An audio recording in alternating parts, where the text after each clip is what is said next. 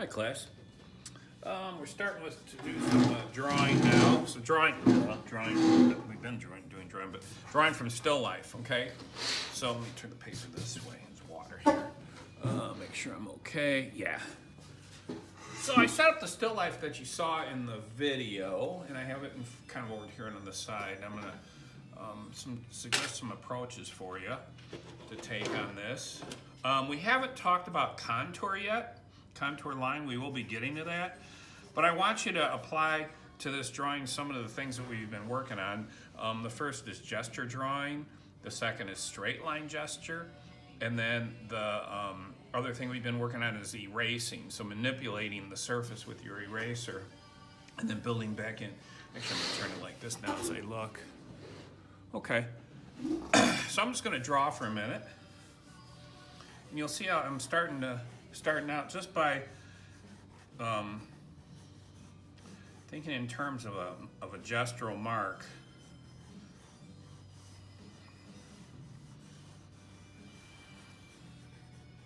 One of the most important principles to understand about drawing is that you don't just draw one thing. So I'm not just focusing on the pumpkin, I'm not just focusing on the lantern. I'm thinking in terms of pumpkin lantern, the relationship between these things. I'm starting out with the number 2 pencil.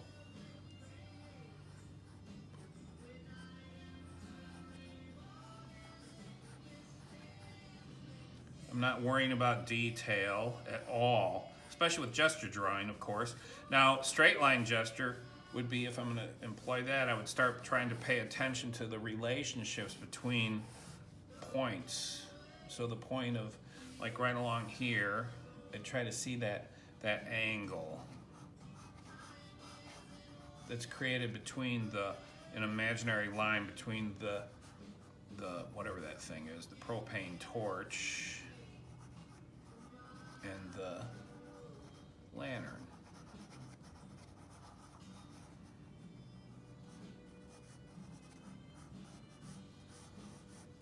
One of the things I call this thinking with my hands.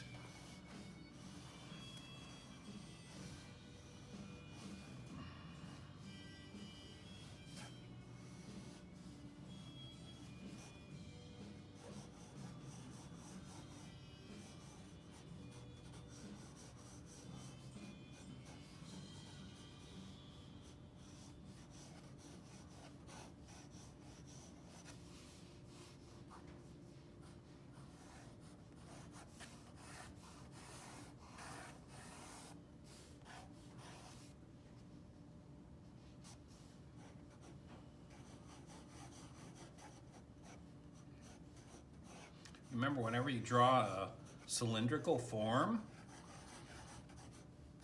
it's okay to draw multiple circles that help define that, or multiple ovals that define that form. So I'm drawing the beer can right here, and I'm, letting multiple ovals.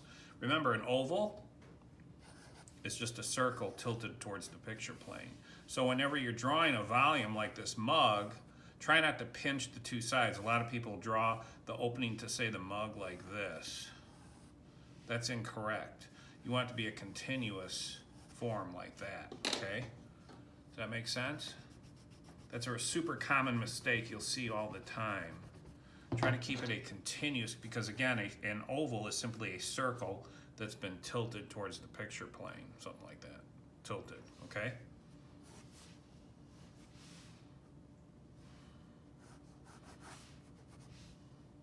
So once I get kind of a basic structure down and start developing the drawing further by using darker pencils, I'd focus on lights and darks, shadows,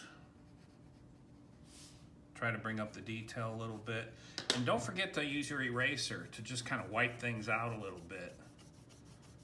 I think that's a really effective sort of process. Don't be afraid to just erase things and then go back on top of them.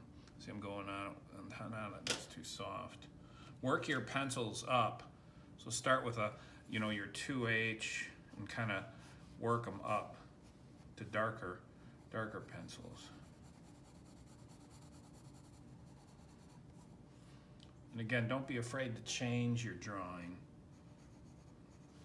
If you don't like it, erase it. But then don't just give it up, erase it, and then go back into it.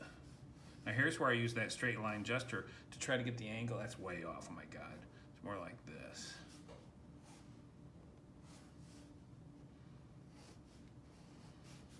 Something like that, anyway.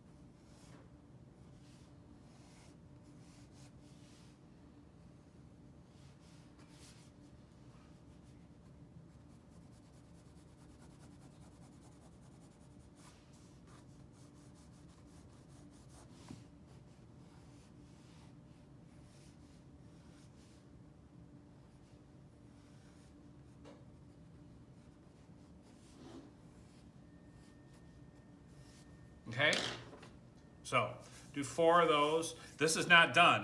I'm just like developing it, but this video is going way too long. So you can see how I started with just these very loose, almost scribbles, and then you can see other areas are starting to get a little bit more refined as I bring in lighter, darker tones, start to create shadows and value changes. Okay, smear it a little bit. Don't be afraid to erase.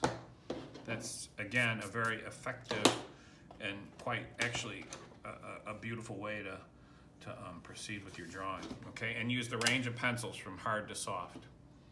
Okay.